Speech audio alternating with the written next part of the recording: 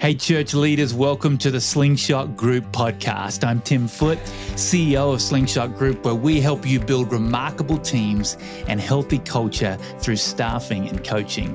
And for our conversation today, I'm joined by Brandon Lake and Mac Lake. Brandon is a Grammy and Dove award-winning worship artist who has been part of writing some of the most popular worship songs in the church today. And his father, Mac Lake, is the founder of the Multiply Group and author and expert in leadership, especially in the area of leadership development. And I got to tell you, this conversation was an absolute joy. We got to be a part of seeing Brandon and Mac do their first podcast together as father and son. There was laughter, there were tears, and there were powerful insights that are going to challenge you and inspire you as a leader. So let's jump into my conversation with Brandon and Mac Lake. Brandon and Mac, so good to have you on the podcast today. Good to be with you. So honored.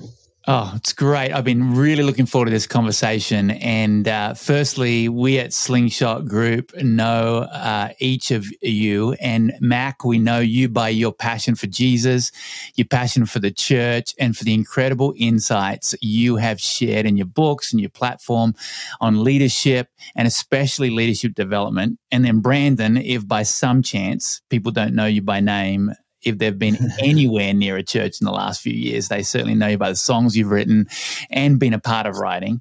You're a Grammy and Dove award-winning worship artist, a household name in the worship space, co-written or written songs like Graves in the Gardens, This Is a Move, Gratitude, Too Good to Not Believe, and so many more. And there's so much I could share about each of you, but what makes this episode extra special is to have you on as father and son together on this podcast. So who better to share more about each of your stories and introduce each of you than each of you? So I'm going to ask first, Brandon, as a son, can you tell us about your dad, Mac? Well, if this camera was able to zoom out, you would be able to see that my dad is chiseled like a Greek god. And man, one of the most disciplined people, probably the most disciplined person that I know. And, I don't know of many people that I would say, man, this person reminds me of, like, when I think of Jesus, like this is the closest I feel like I could get to meeting Jesus, someone alive today. And luckily, I get to say the person that represents Jesus the most to me, like living, breathing, like tangible, is my father. And so, man, he has raised me and my siblings so well, and allowed me to stand on his shoulders, and I wouldn't be here if it wasn't for him. He is a health nut, a health freak.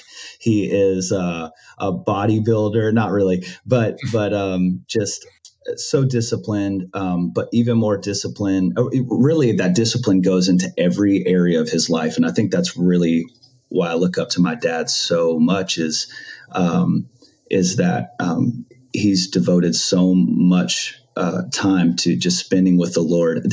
There's not a moment when we get to see each other and come over to the house, or y'all come over, and he doesn't have some new revelation. And every time I'm around him, I'm learning, I'm growing without even asking for it. It's just like oozes from him. His life is an example. And I love how he not only loves me being a young leader, he loves young leaders and is just always developing people and giving of his time. And I say he's the leadership development like guru. I mean, he is like the guy, father of three, grandfather of what, how many now? 6. 3 of whom you're responsible for. Right. Yes. And author, has written several books, church planter. I grew up in a church plant, and that was one of the coolest ways to be raised and childhood ever, and did a phenomenal job. He is a pastor of pastors. I'll say that, and a friend to so many. I'm honored to be a mini Mac, just with more hair. I've got much work to do to get onto his level, but I'm grateful for the ways that he's raised me and continues to pour into me, so I can be a legend like him one day. So good to have you on. Now you get to tell us why it's so great to have Brandon on. Yeah, I mean, wow. Everybody knows him as, award-winning songwriter, worship artist, performer. It's been just incredible to watch his career, how God has just elevated his influence over the past few years. And but to me, I mean, I want to introduce him as an incredible husband. I watch him constantly asking his wife, Brittany, what are your dreams? What are your dreams? How can I help your dreams come true? And just going the extra mile over the past several years to help her. He's not using her for his ministry. He's leveraging her strengths, her passion, her gifts for what God wants for her life. And that's phenomenal to watch. He's a dad that brings full energy, prioritizes and brings full energy to his three boys, models for them well, loves them well. We were talking the other day about tough conversations with an 8-year-old and a 5-year-old, that some of those little conversations you have to have, and just so proud of how he handled those things. But, Tim, I told him several years ago, I said, Brandon, I've always told you I love you. For years, I've told you I'm proud of you. And when he was about 27, 28, I looked at him one day and said, Brandon, I'm getting ready to tell you something as a father I never anticipated sharing with a child. I said, I admire you. I admire the man you are. I admire your faith. I admire the father you are. I admire the husband you are.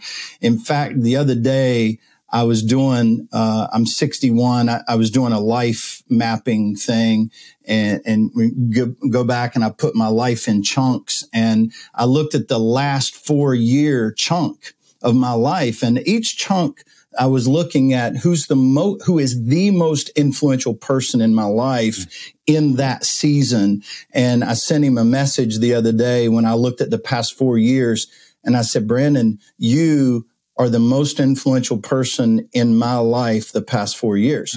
You have influenced my leadership more than anybody else around me the past 4 years. You have influenced my faith more than any other person around me in the past 4 years.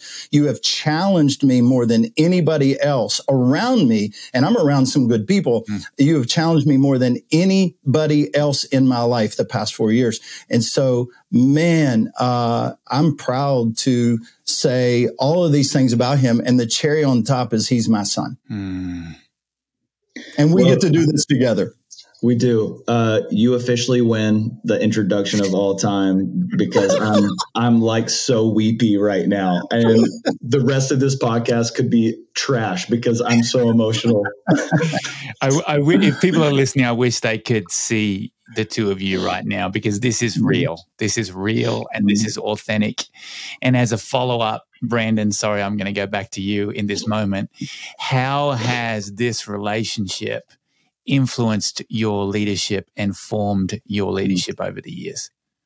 I mean, outside of Jesus, and a lot of times, honestly, I learned more about Jesus through my dad.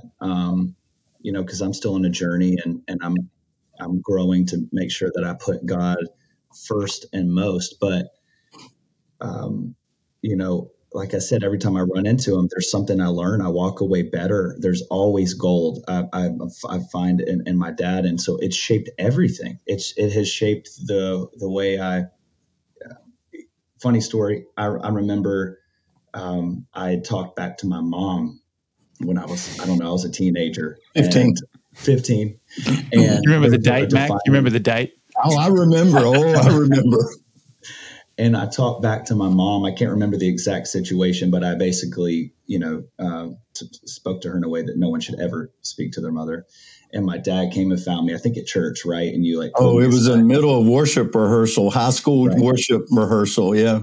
And he pulled me aside, and the words he chose shaped and changed something in me. And he said, don't ever speak like that. So don't ever speak like that to my wife ever again. Or you said something like that. And the way that it wasn't your mom, it was my wife. And to see my dad defend out of all people, his son was willing to say that, to defend his bride. And moments like that have shaped okay, this is the kind of husband I need to be to protect Brittany, and to put her first. Even over my kids, I've got to protect Brittany, and I've got to make sure that is the strongest relationship that I have on this earth. And to this day, the way that he loves my kids challenges me to love them better and give them more time. I mean, the way he loves his grandkids, it's shaped the way the way he fathered me, but the way he's also loving my kids. I mean, he makes it hard for me at times. I look like a bad dad because he's so good with my kids, always, although they don't have to, you eventually get to go back to your house, Right. Yeah. But yeah, it's informed everything. I remember being a young leader, being hired at 18 years old at church, at Seacoast Church. I knew nothing other than what I saw modeled from him. And so I just remember asking you all the time. We'd go to coffee and be like, okay, help me understand learn how to build a team. How do I have hard conversations with these volunteers, learning lessons like how do you fire a volunteer? They're not even paid. Like, how do you move somebody from here into a space where they can thrive? How do you have hard conversations? I built a campus, and I remember asking you a ton, like, how do I develop a team? How do I shepherd these people? What do one-on-ones look like? What do I ask? What do I say? Yeah. And so it's shaped everything. How I love Brittany, how I love my kids, and how I love God's, his people. Just how you talk, Brandon, about meeting with your dad and asking him all these questions shows what has rubbed off on you, because leadership development is in the questions, as we know.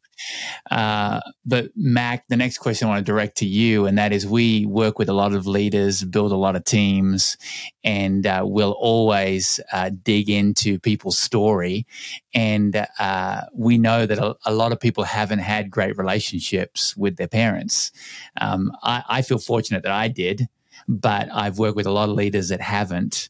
What's your advice to leaders that haven't had that? I was blessed too. I had a great dad who was a great model, who walked with Christ. And so I didn't have that deficit either. And what I've discovered as I work with so many young leaders, majority of young leaders do have that deficit. They never had a dad that they respect, that they admire, that they want to model their lives after. You got to find another man that you can look at in that way. And so who are the men around you? Who is that one man around you that you admire the way they love their wife? You admire the way they love Jesus. You admire the way they lead, and do what you can to get around them. Anything and everything you can to get around them. Serve them. Ask them questions. Do whatever you can to observe them, because you're going to catch their spirit when you're around them. That's what you want. You want to find a healthy leader and catch their spirit, not just gain their wisdom, but catch their spirit. And if you catch their spirit, you'll eventually gain the wisdom. Yeah. And so if you've never had that, go find a man that you admire and just get around them. So there are people that'll say yes to you if you ask. And that's what I always told Brandon. Find your heroes and ask them questions. And I remember he's going, Dad, they're not going to take my email. They're not going to answer my phone call. I say, yeah, they will. Trust me. Yeah. They will. They want to pour into the next generation. If I can say too, you might want to find an army of fathers, find several, because I can look at my life, even with an amazing father, and see how the person I am today was shaped by many different people. I mean, growing up, there were certain things I couldn't come to my dad about because he was my dad. And I'm like, I'm not willing to confess that I did this, and so I'd have to go to my youth pastor and go, okay, I'm struggling here and I don't have the courage to tell my dad, I need your wisdom. I need your help.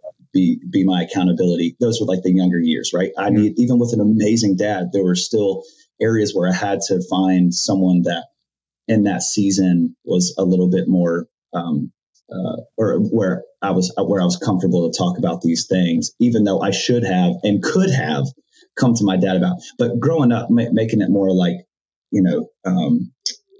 about leadership development, I can see the effects of Pastor Stephen Furtick rubbing off on me. And I can see how even Pat Barrett, an artist who I was just talking to earlier today, how he has fathered me in ways that I needed to, or brothered me, right? And in ways. And that's the amazing lesson that you got me early, was to get the gold from those around you. And I don't want to be a carbon copy of just like one person. I want to take the gold of those that God brings into my life. Or maybe I recognize this leader has this trait and that's something I could grow in. Like, go out there, be aggressive about leadership development. Too many people are waiting for it to come to them. Like community. For years, me and my wife prayed for community, but we weren't doing anything about it. We weren't seeking after it. Same thing with leadership development. It's our responsibility, not leaders around us. It's not theirs, even though they can take on that responsibility. It's ultimately up to us to go out and get it, get aggressive about it. And that's why I'm here today, is because I started knocking on the doors of all my heroes. Yeah. And here's the thing. It thrills me as a dad to watch him surrounded by a council of godly men that are pouring into his life. I think as dads, one of the things I remember when you were 13, Brandon, I gave you an illustration. I said, I've been teaching you to ride a bike in life, and now I'm running behind you and I'm holding the back of the bike, but I'm about to let go because I'm training you, or I'm developing you to independence. And as a dad, for all dads, don't need your kid to need you. Don't need your kid to need you, because that's a dysfunctional relationship. So I raised him to be independent of me. And now to watch other men come and develop in him what I could not develop in him is just one of the greatest thrills of my life. Leader that I'm around who won't say that leadership development is important. Why, Mac, is it such a priority in today's cultural moment? And why do so many leaders who say it's a priority struggle with actually making it a priority? I'll tell you where it became a priority for me was when I was growing up. I was saved when I was 9. I felt called to ministry at an early age, and I was passionate about Jesus. I was passionate about the church. I got into leadership. I sort of got into ministry, young, 20 years old, whatever. And I remember I was not a good leader. And people go, "Oh, Mac, you're being too hard on yourself. You shouldn't say that." No, I wasn't a good leader. I know I wasn't a good leader because people told me I wasn't a good leader. I remember, the parents of the youth ministry while I was pastoring, they pulled me in the office and they said, "Hey, you're a nice guy, but you're not a good leader." And that killed me. And, but nobody ever developed me. And then when I went to Dallas Seminary, there's a pastor, the church we went to, he pulled me under his wing and he started discipling me in leadership. And I had been discipled, I knew how to live like Jesus. I didn't know how to lead like Jesus. And he discipled me, began to meet with me and pour into me. And I had a conversion. I went from being a doer to a leader. And that was huge in my life. And there's so many people in the church who are leading themselves well. They live like Jesus, but they've never had the conversion to go from doer to leader because nobody's discipling them to lead like Jesus.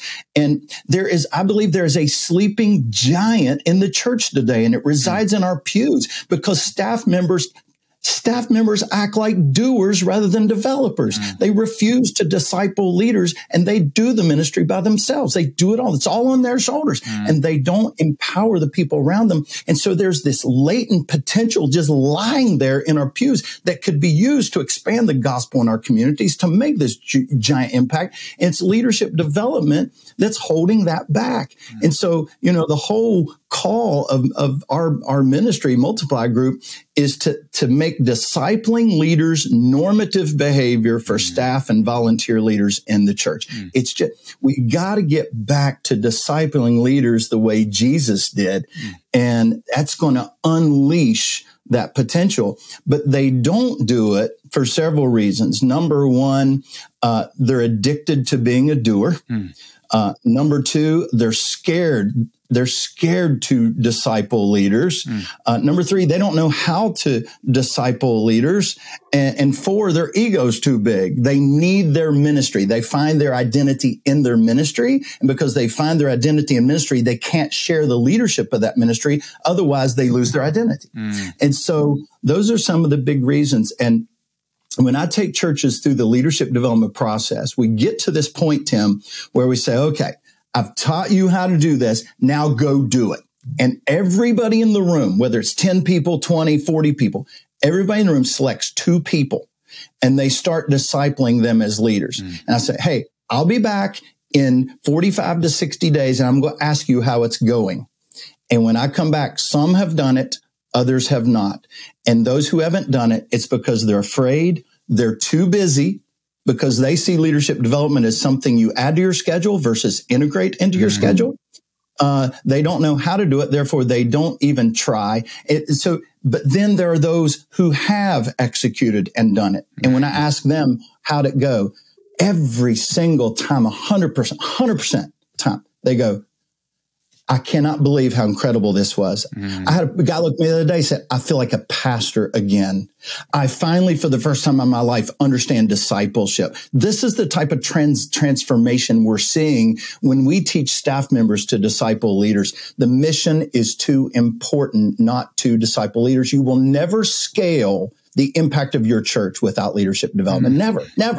You got a vision for it, but you got to do development to scale it. Wow. There are so many directions I could go with that, Mac, but I'm going to ask Brandon to respond and drill down into how this plays out in worship ministry. I mean, leadership development essentially is God's plan A, right? The church is the hope of the world. And if you said yes to ministry, if you said yes to Jesus, you've said yes to full-time ministry, which full-time ministry looks like the people business, right?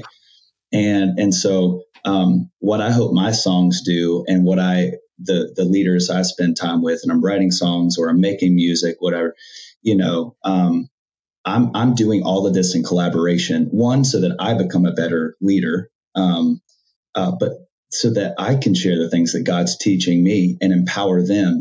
My goal is in 5 years from now to be responsible or partly responsible for 5 more Brandons, stepping into what God's called, the calling of God on their life. And like I said, I wouldn't be anywhere near where I am today if it wasn't for other Brandon's above me, like a Phil Wickham, taking me under their wing. And look at the impact. And sorry, this is going to sound egotistical for 1 second, but if you look at the impact of my life, and that had not happened, Phil hadn't spent time with me, Tasha Cobbs-Leonard hadn't given me her yes, and invited me to her conference before she even heard me sing. She was listening to the Spirit of God, said, this boy's supposed to lead worship at your church, at your conference, without hearing me. Taking chances on people. That's another reason why we don't do it, right? Because it's easier just to do it yourself because you know how it'll probably turn out. But you've got to just get risky, give people chances to rise. And even when they fall, that's an amazing growth opportunity right there. And so I think it's important that we are developers and that we raise up another generation of people that can write songs, and not just write any song, but write a song that's going to speak to the now, like this generation, what we need to hear.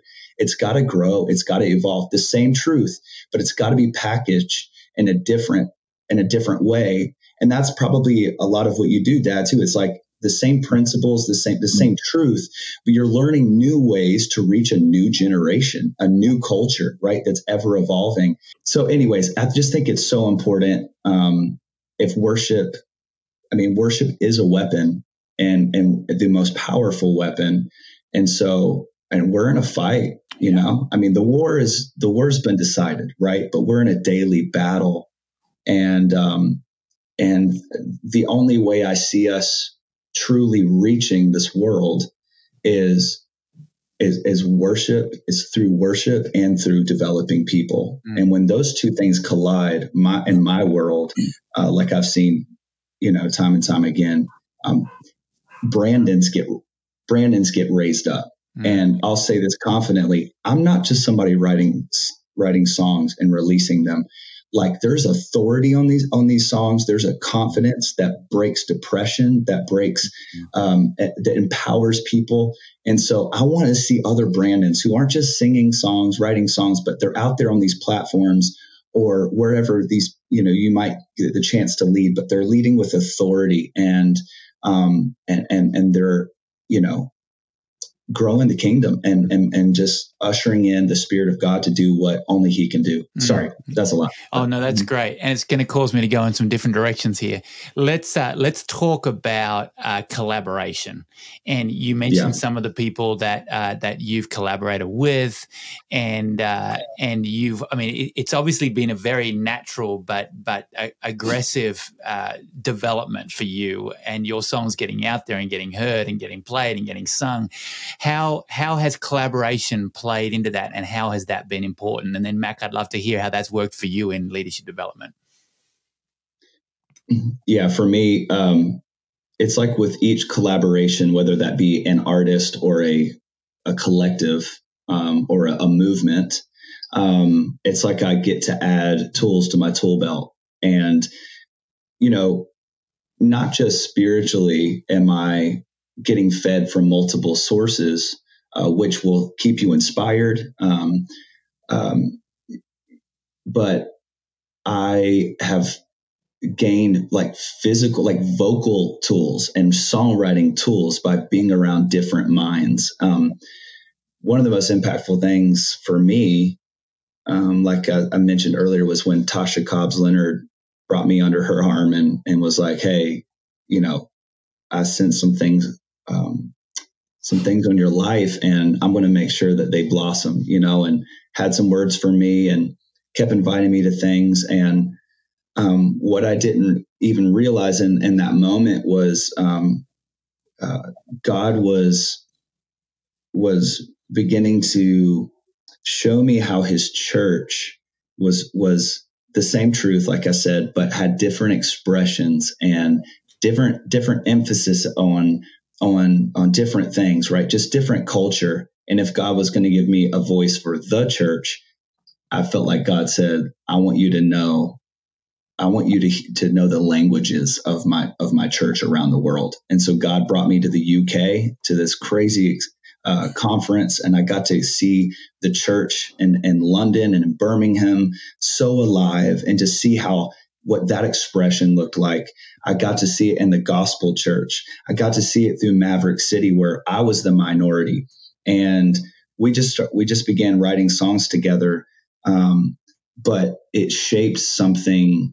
It shaped a completely new me. As much as I have an amazing father and was surrounded by great leaders, all those leaders, for the most part, looked like me and thought like me, and in the South, it's just really easy to surround yourself with the same, and this season taught me so much about exposure to different cultures, different expressions of the church.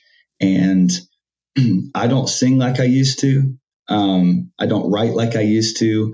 I never growled until I wrote Graves in the Gardens with Pastor Stephen. And he's like, I'm like, I'm so sorry. I'm doing the demo, and I'm like, I'm so sorry. I sound like Chris Stapleton right now. I don't know, or I'm trying to. I was like, let me redo the demo. And he goes, no. He goes, give me more of it. And so I lead differently largely because of all these leaders and through these collaborations from Maverick City and writing songs to Elevation. And if you go and check out all these different groups or artists, you can very much tell they're very, very different. And I'm grateful that God's allowed me to be a part of each one. Yeah. I have a mentor that says, if you want to grow, go new places, meet new people. But we also know that requires vulnerability. But you have less fear of vulnerability, Brandon, because you know you are loved from this relationship and from family of origin. Mac, talk a little bit how that plays into overall leadership development, collaboration, vulnerability, and going new places and meeting new people. Yeah. I mean, whatever environment I step into, I'm bringing the version of me that's currently existing, right?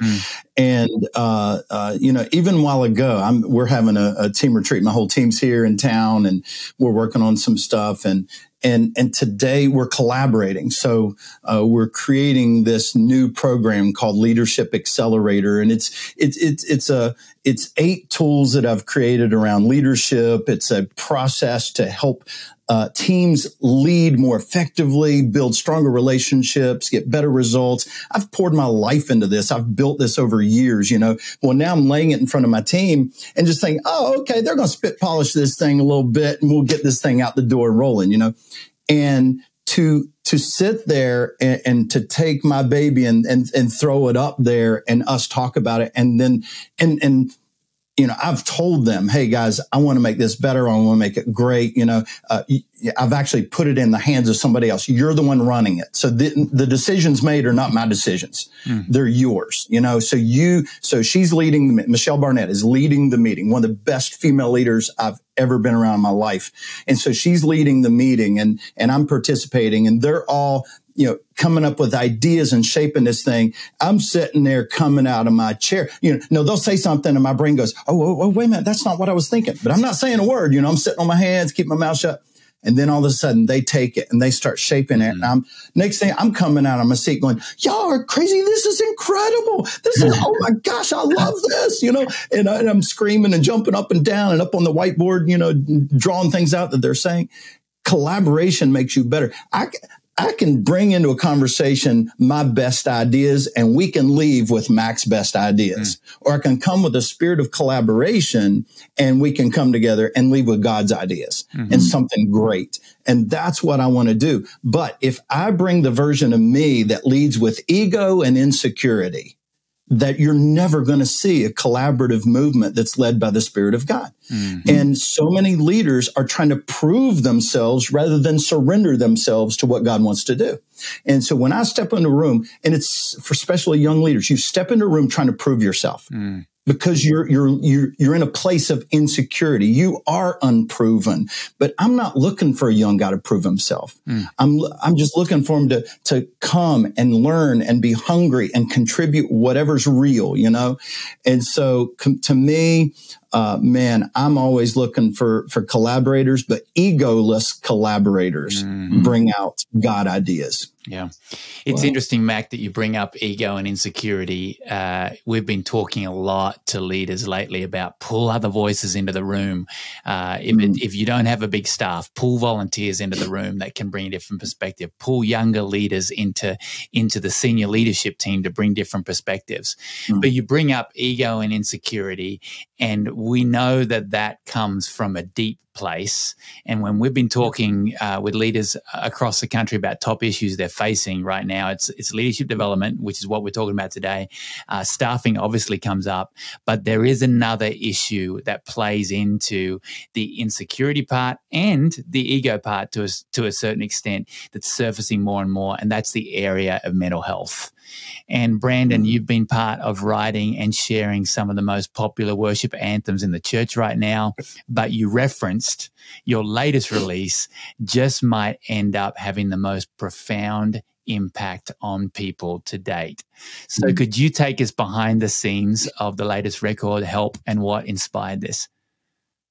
Yeah, well, speaking of insecurity, I don't know that there's anything else that I've done in the past several years that I was more insecure about releasing, and had panic attacks just even releasing a record about panic attacks, because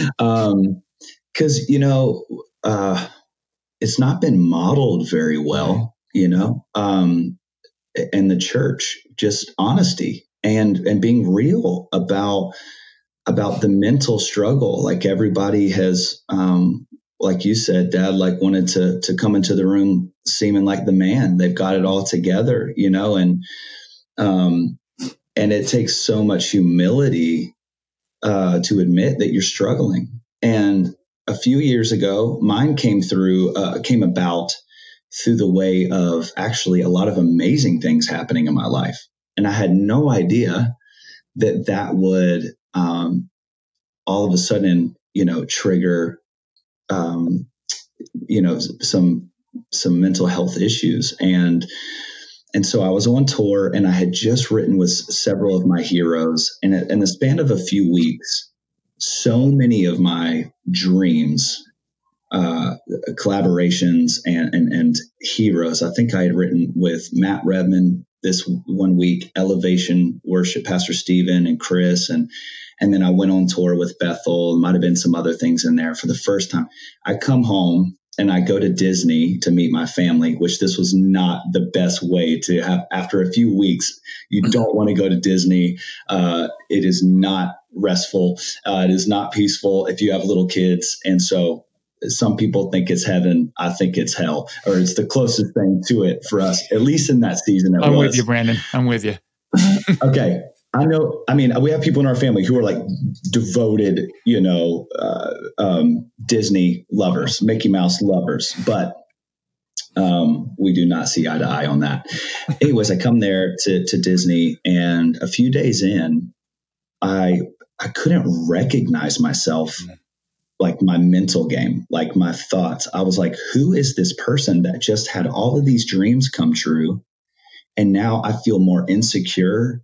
I felt like there were so many new lies or resurfaced, like the enemy had just brought in everything that he could possibly attack me with to the surface. And it was like, I kept trying to get rid of these thoughts, but you can't just stop thinking those things. You have to replace them with what God says.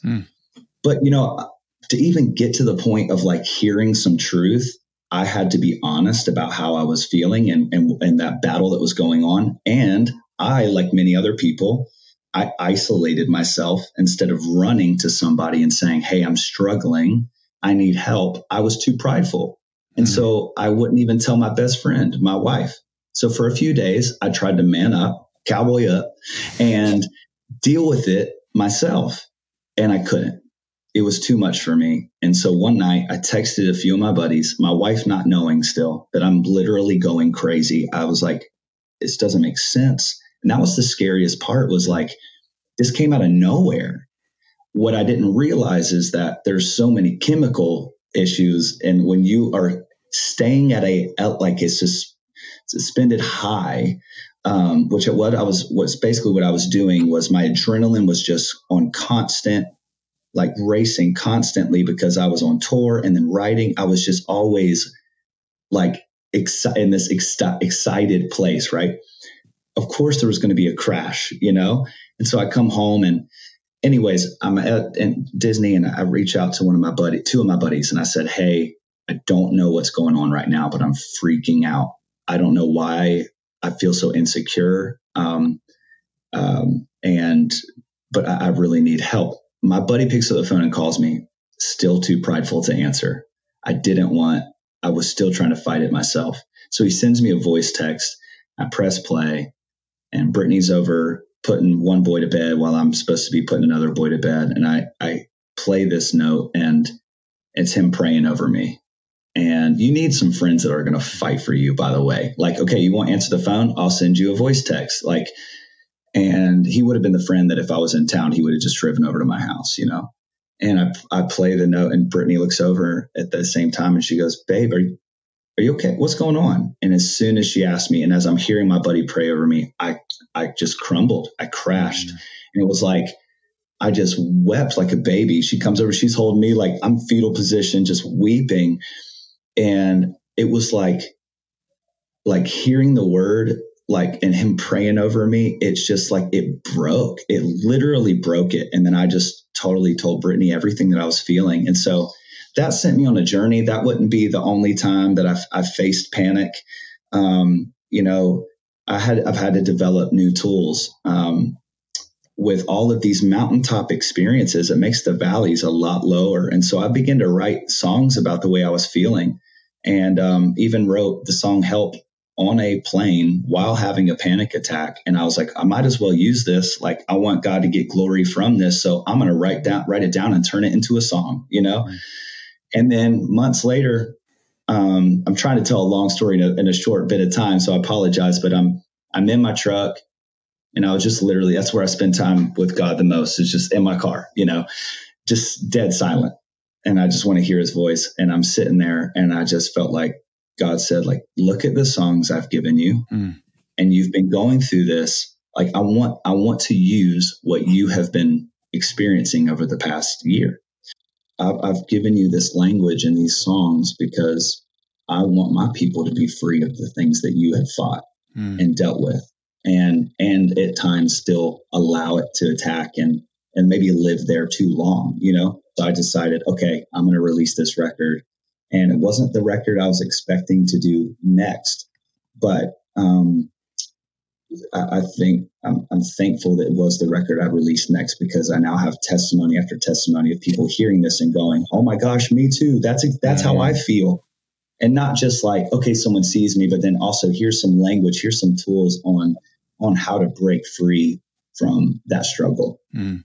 Your transparency, Brandon, is so powerful. You sharing your story, the gift that new record is to just leadership culture, not just to music and worship, but to leadership culture is unquantifiable. So thank you for your openness about all that, because so often we see leaders who aren't honest with themselves, and they hit the brick wall. And I'm going to quote you, we got to watch out when we step up in leadership, because new levels, new devils. Yeah. I heard you say that, and that's powerful. Mac, how did that hit you as a dad, watching Brandon walk through that season?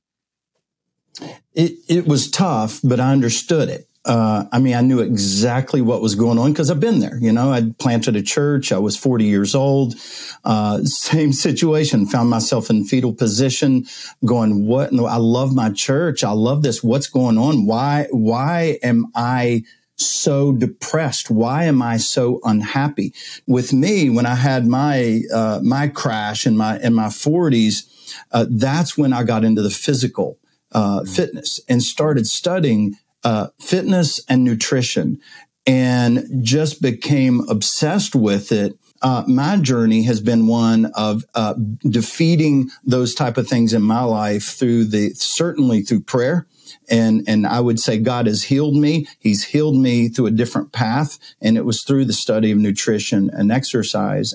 And one of the things I love to teach in leadership development is Exodus 18. Everybody knows Exodus 18. You know, what happened is Jethro approached Moses and said, hey, listen, you're having mental health issues right now. You're facing anxiety. You're overwhelmed. You are physically killing yourself. So what did he do? He basically said, put together a leadership pipeline. You need to build a leadership greenhouse where you're developing other men to carry the load with you. Now, here's what's fascinating, Tim, is one of my life verses is Deuteronomy 34:8.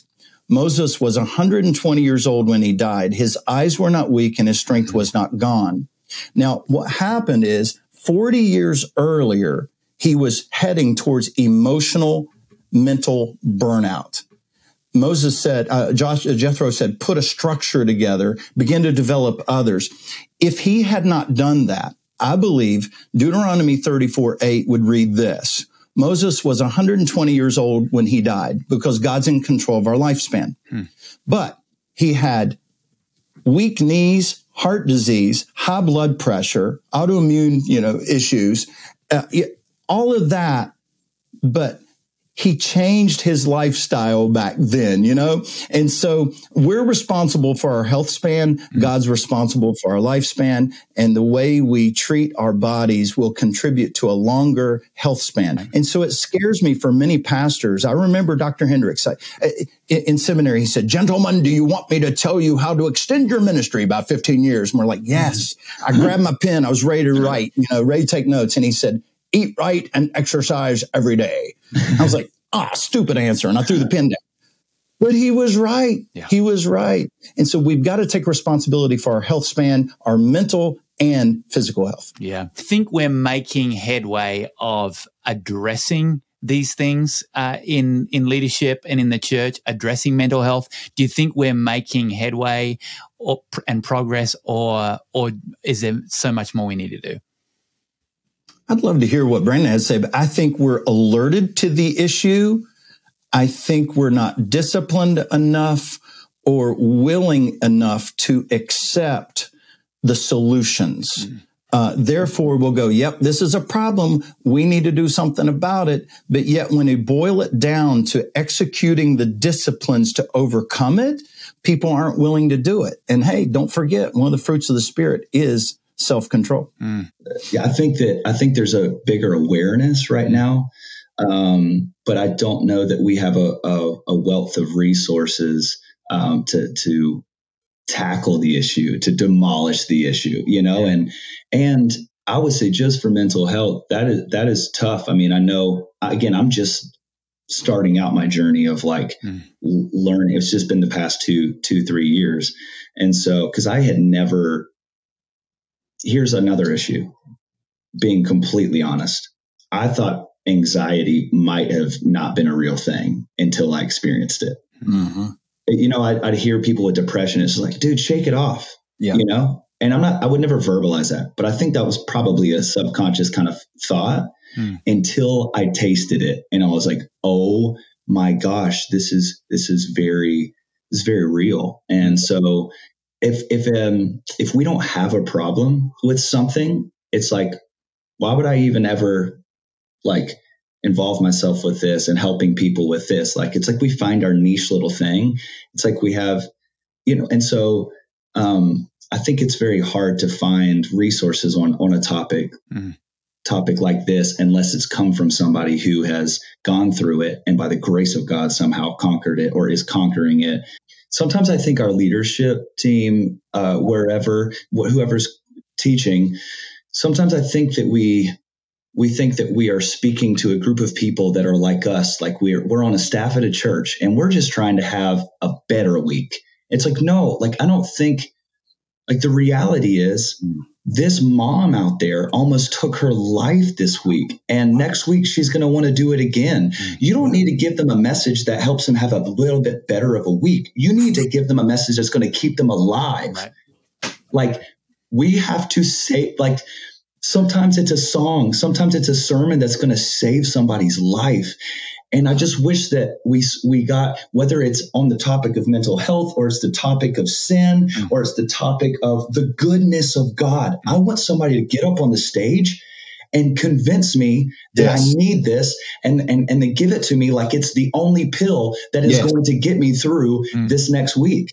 And say it like you believe it. Say it like you believe it, because a TED Talk ain't going to do it. Right. Honestly, the TED Talks I can find on my YouTube are actually sometimes better because they're more passionate, because this person has devoted their life to it. I need to know you, communicator, have decided, I want to know it by the way you're saying it. You've devoted your life to this and you're convinced this is the way, this is the truth, this is the life. And I'm going to, and that doesn't have to be in the tone of an angry pastor, but give it to me in a way where it's like, I can't not take this meat. It is, this is amazing. It's going to transform my life. The two of you come at this from both angles, practical and spiritual. Brandon, talk about the spiritual side and maybe just a story or two of how this has shown up in your Miracle Nights tour. Your story, these songs, how are miracles happening? Man, how are miracles happening? because not the idea of Jesus, like the Spirit of Jesus, the Spirit of God literally is in the room. Mm-hmm. And that's how miracles are happening. And now the other sense of how are they happening? People's backs are being healed. Autoimmune disease, all of a sudden completely healed. We had people with metal rods in their body that we prayed for, and they stood up for the very first time. One lady was bent over. Her grandson had never known her to ever stand up straight. That's how long she had been stuck, bent over.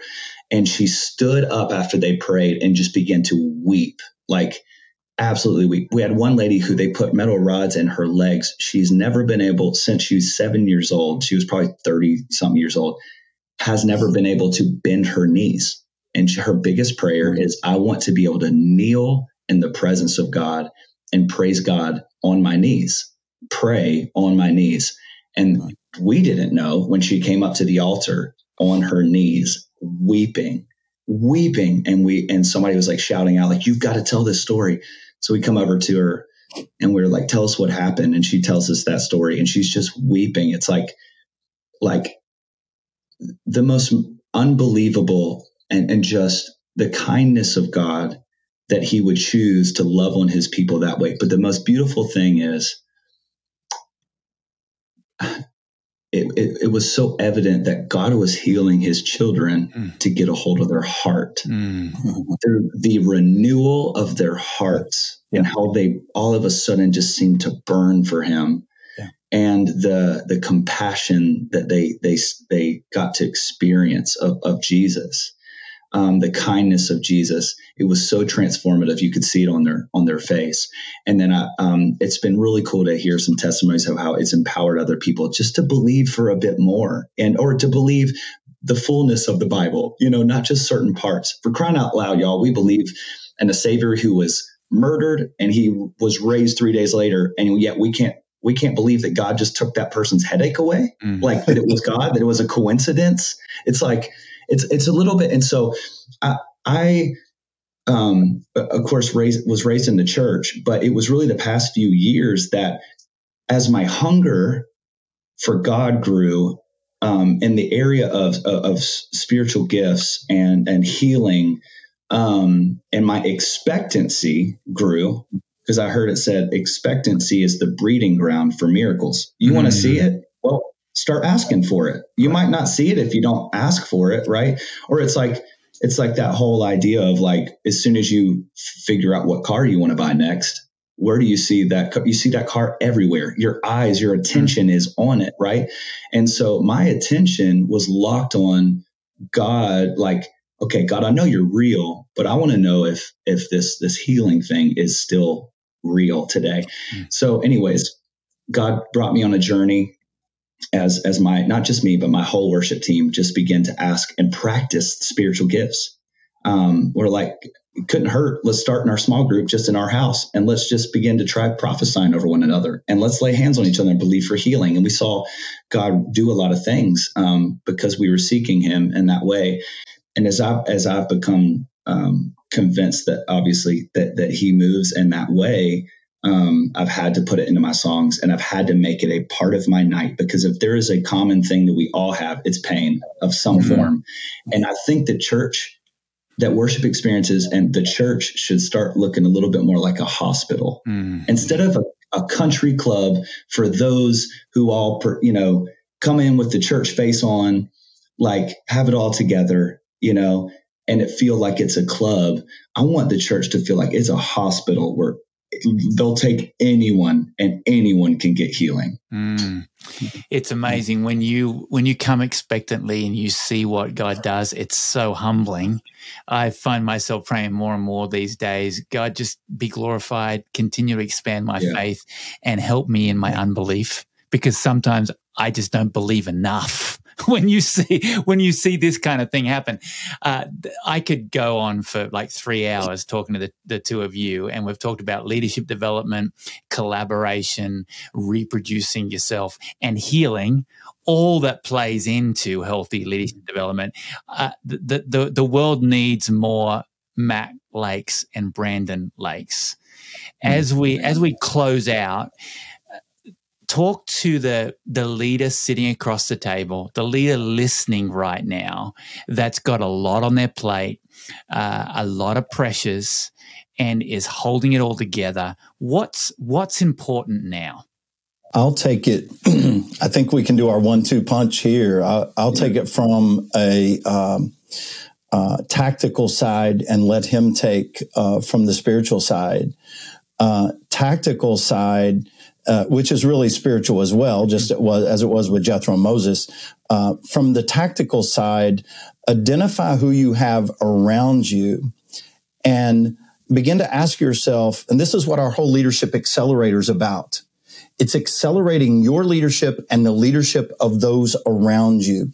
Looking at the team around you and saying, do I fully understand their personality? Am I fully maximizing their God-given strengths? Am I providing absolute clarity of what the win is?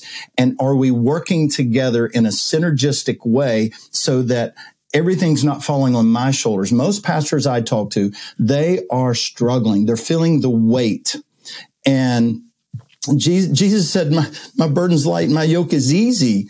How many pastors do you see living that? Very few, because they're loading their shoulders up, trying to do more and more and more. And their intent is good because they have a God-given vision and they have a pure heart to say, I want to do something for the kingdom, but they're trying to do it all themselves rather than synergistically putting a team together and saying, how do I help others contribute to this? How do I leverage their strengths? How do I collaborate? And so I would say, pull your key leaders around you, have a discussion about what your strengths are, how well you're working together, and begin to develop them. Here, I tell leaders all the time, if you want to get more out of your team, put more into your team. If you focus on putting more into your team, you'll get more out of your team. But develop, grow together, journey together. And make sure you're having a discipleship impact on your team, because so many teams, they're working side by side for the sake of the gospel, but they're not working soul to soul. If you don't know the souls of those closest to you, man, you're just not going to get much done. So, and so when you work collaboratively like that, it gives you the spiritual fortitude and energy to keep going, to go next. You don't feel like you're carrying the weight by yourself. So from a tactical side, know your team, develop your team, empower your team, and work together. I don't know if I could say anything else that could add to that, but I think, not doing it alone, but choosing to bring people along with you won't only save you, but it will, like I've experienced,